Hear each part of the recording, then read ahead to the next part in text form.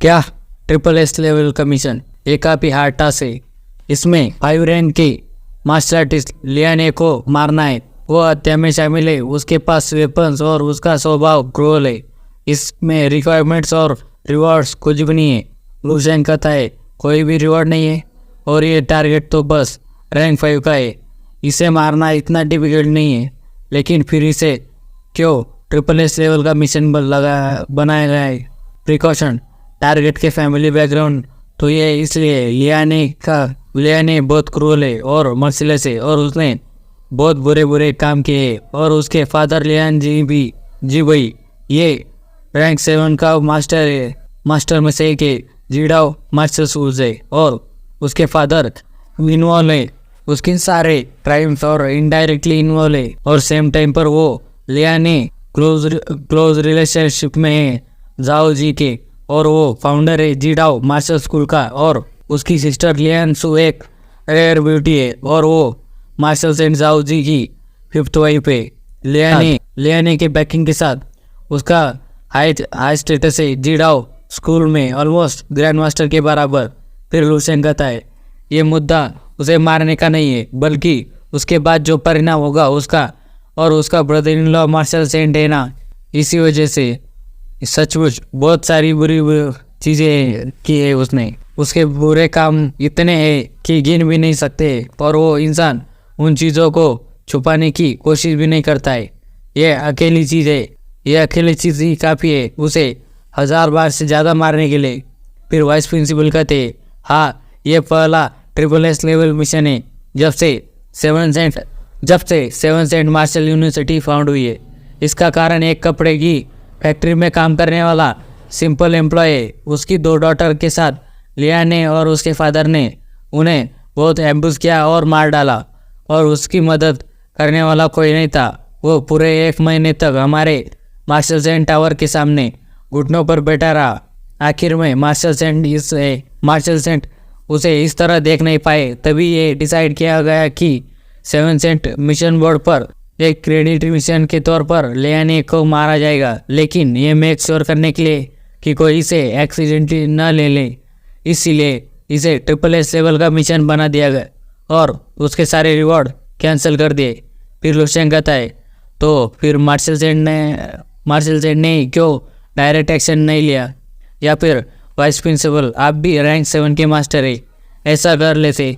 इसे क्रेडिट के लिए मिशन बनाने और स्टूडेंट को ऐसा करने देने और उन्हें अकेले मरने के लिए छोड़ना, इनके बीच क्या अंतर है। फिर वाइस प्रिंसिपल कहते लुशेन अपने शब्दों पर ध्यान दो, आपको मार्शल सेंट की पावर का अंदाज़ा नहीं है। एक बार अगर उनमें से कोई कॉन्फ्लिक्ट में पड़ गया तो तुम जानते हो कंट्री में कितनी उथल पुथल बच जाएगी। फिर लुशेन कहता है इस मिशन के अंदर बहुत सारी चीज़ें हैं, यहाँ तक कि इसके अंदर मार्शल सेंट भी इन्वॉल्व है। जब तक मैं उसे मारता हूँ इसकी 100% गारंटी है कि मुझे परिणाम का सामना करना होगा। सिर्फ मार्शल सेंट ही नहीं बल्कि पूरी जीडाओ मार्शल स्कूल मेरे पीछे लग जाएगा। एक मार्शल सेंट को परेशान करना इससे कोई फ़ायदा नहीं होगा। मुझे बताओ इसके पीछे का क्या कारण है। फिर वाइस प्रिंसिपल कहते लुशेन तुम बहुत समझदार हो। लियाने और उसके फादर के साथ एक मार्शल सेंट और जीडाओ मार्शल स्कूल है। मार्शल स्कूल हो सकता है, लेकिन तुम्हारे पीछे हमारा मार्शल सेंट और 7 सेंट यूनिवर्सिटी भी है। जब तक तुम मार्शल सेंट के स्टूडेंट बन जाओगे तब तुम्हें इसका रियल पर्पस पता चल जाएगा। आगे का फ्यूचर स्मूथ पाथ होगा, इसमें कोई रिसोर्सेज और गाइडेंस नहीं होगा, यहाँ तक कि रिवेंज किसी को भी डरा सकता है। मैं समझ गया, मुझे उस फैक्ट्री वर्कर का एड्रेस दे दो जिसके बारे में आपने अभी बात करी थी, जो 1 महीने के लिए घुटने पर बैठा था। अगर आप कुछ नहीं है तो मैं वापस जा रहा हूँ। फिर वाइस प्रिंसिपल कहते ठीक है, मैं बाद में किसी को तुम्हारे कैंपस ईमेल पर इसे भेज देने का कहूँगा। लुशेन ये 2 चॉइस है जो मार्शल सेंट ने आपके टेस्ट के लिए रखी है, बस तुम्हें किसी एक को चूज करना है और आदर्शवादी, और तुम्हें डिसीजन लेने के लिए जल्दबाजी करने की ज़रूरत नहीं। तुम्हारा टैलेंट एक्स्ट्राऑर्डिनरी है और तुमने जो एबिलिटीज़ दिखाई है वो न केवल मुझे सरपास कर देती है, वे दुनिया के वर्ल्ड के स्ट्रॉन्गेस्ट मार्शल आर्टिस्ट को भी सरपास करती है। मैं बस इतना ही कह सकता हूँ कि तुम मेरी बात समझोगे। फिर वहाँ पर एक इंसान आता है जिसने अपने आप को काले कपड़ों में ढक कर रखा होता है। वो कहता है, और जाओ, आज तुम बहुत कुछ बोले हो। वो कहता है, मैं जानता हूँ, यह बस इतना ही है, मैं एक अच्छे सिडलिंग को खोना नहीं चाहता।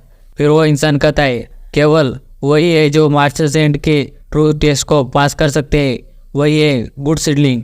अगर वो नहीं कर सकते, भले ही यंग एज में ही मास्टर हो, उनका टैलेंट किसी काम का नहीं है। फिर लुसेंग कहता है, इतनी लंबी बात के बाद यहाँ पर बस 2 ऑप्शन है, इतनी 2 ऑप्शन है। यहाँ तक कि वाइस प्रिंसिपल भी कह रहे थे कि मुझे सेकंड ऑप्शन को चूज़ करना चाहिए, यह सही रहेगा।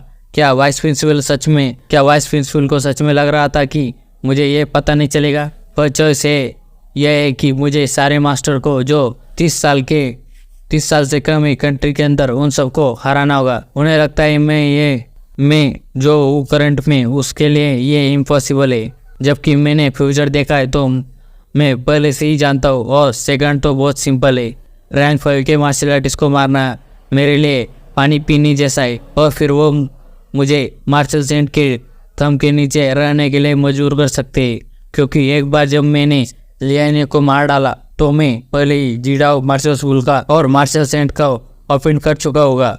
जीडाओ मार्शल स्कूल के रिवन से बचने का बस एक ही रास्ता होगा, दूसरे मार्शल सेंट का प्रोटेक्शन लेना। या तो कुत्ता बनो, यहाँ से चले जाओ। यह एक साजिश है। मैं इस पर पहले ही डाउट करने लगा हूँ। क्या तुम मुझे देख सकते हो मार्शल सेंट? टावर में मैंने तुम्हारी सारी चालों से गुजरा और तुम्हारे क्लोन को कुचल कर मार डाला। टांजुगे वास्तव में मेरे फ्यूचर डायरेक्शन तय कर रहा है। हालांकि मैं हीरो नहीं बनना चाहता। लियाने और उसका फादर, चलो उन दोनों को मारते। भले ही मैं उन्हें मार दूंगा, लेकिन फिर भी मैं टांजुगी को ज्वाइन नहीं करूँगा। अगर मैं एक मार्शल सेंट की धमकी का भी सामना नहीं कर सकता और दूसरों की प्रोटेक्शन की ज़रूरत है, तो मैं वांग यी के आगे निकलने के बारे में भी कैसे सोच सकता हूँ? मैंने केवल उन्हें मारूंगा, साथ ही मैं कंट्री के सारे मास्टर को भी हरा सकता हूँ। मैं इन दोनों इशू पर काबू कर सकता हूँ, चीज़ों पर काबू कर सकता हूँ।